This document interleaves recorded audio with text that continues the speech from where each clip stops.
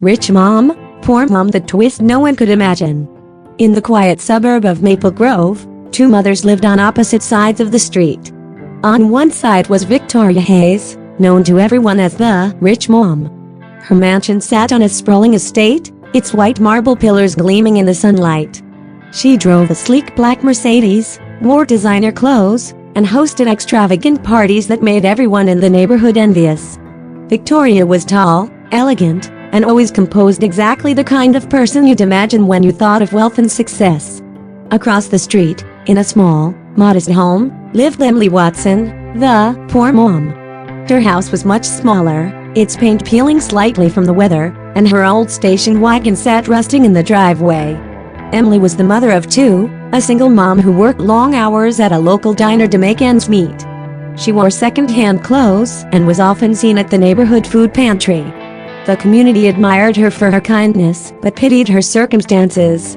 Victoria and Emily had known each other for years, their children often playing together despite the difference in their lifestyles. But the two mothers rarely spoke beyond polite exchanges at school drop-offs. Everyone assumed they were living two vastly different lives, one of privilege, the other of struggle. But what no one knew was that beneath the surface, things were not as they seemed. One late autumn evening, everything began to unravel. Victoria was hosting her annual fall gala, a luxurious event filled with local politicians, business tycoons, and Maple Grove's wealthiest residents. The lights from her mansion twinkled against the night sky, and the sound of classical music wafted through the air. Emily, who had finished her late shift at the diner, was walking home when she noticed the guests arriving in their expensive cars. She paused for a moment, staring at the grandeur from across the street, a familiar pang of envy and regret tugging at her. Suddenly, a black SUV screeched to a halt outside Victoria's house. The driver, a tall man in a dark suit, stepped out and made his way to the front door. His demeanor was serious, his eyes cold. Something about the scene felt off. Emily had an uneasy feeling, but quickly brushed it aside. It was probably just another guest, another wealthy businessman attending the party. But deep down, she sensed there was more to this night than glittering chandeliers and champagne. Inside the mansion, the party was in full swing. Victoria, wearing a sparkling silver gown, moved gracefully through the room, laughing with her guests. Yet, as the night wore on, her face grew tense. She kept glancing toward the front entrance, as if waiting for someone or something. The air in the room seemed to shift when the man from the SUV finally approached her. They exchanged a few quick words, and Victoria's face went pale. Without another word, she led him into a private room. Across the street, Emily was getting ready for bed when the sound of loud voices drifted from Victoria's house. Curiosity got the better of her. She grabbed her coat and stepped outside, moving quietly to the edge of the property. As she peered through the window, she saw the man and Victoria in a heated conversation. She couldn't hear what they were saying, but the tension in the room was undeniable. Suddenly, the man handed Victoria a thick envelope. Her hands trembled as she opened it. Whatever was inside made her gasp. She stumbled back, clutching her chest. Emily's heart raced as she watched the scene unfold, and just as she was about to turn away, something even more shocking happened. The man reached into his pocket, pulling out what looked like a deed. He thrust it at Victoria, who shook her head in disbelief. In that moment, Emily realized something extraordinary. Victoria wasn't as rich as everyone thought. In fact, she was in serious financial trouble. The next morning, rumors began to spread. The party had ended abruptly, and Victoria had canceled all her upcoming social events. People whispered about her sudden change in behavior. The woman who had always seemed untouchable now looked gaunt and anxious. But no one knew the full story, no one except Emily. A few days later, Emily was at the grocery store when she ran into Victoria.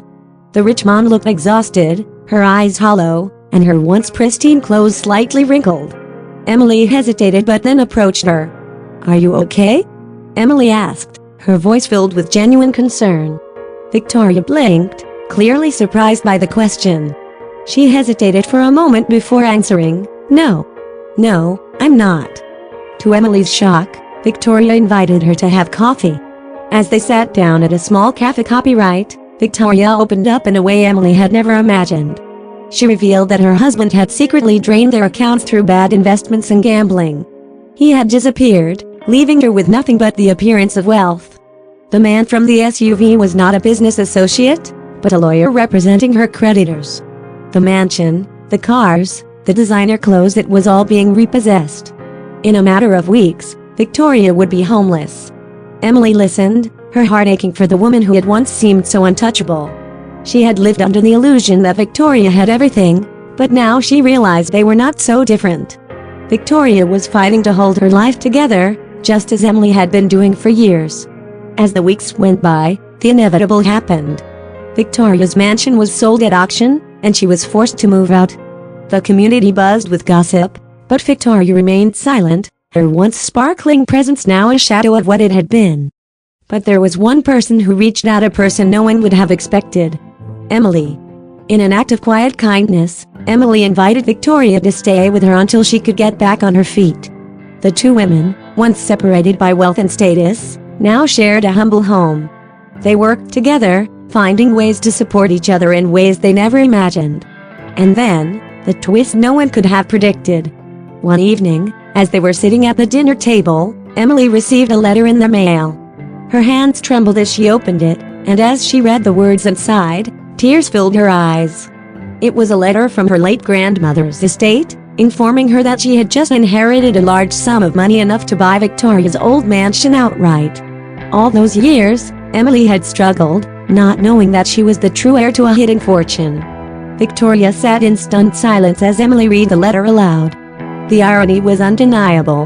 The poor mom, who had lived a life of hardship, was now wealthier than anyone could have imagined. But instead of gloating or leaving behind her past struggles, Emily did something remarkable. She offered to share her fortune with Victoria, building a new life together, one founded on friendship and resilience rather than material wealth. And so, the two women, once living in opposite worlds, now faced the future as equals. The true twist of their story wasn't the money, it was the bond they had formed through adversity. Rich or poor, they had both learned that real wealth was found in the strength of the human spirit and the power of compassion.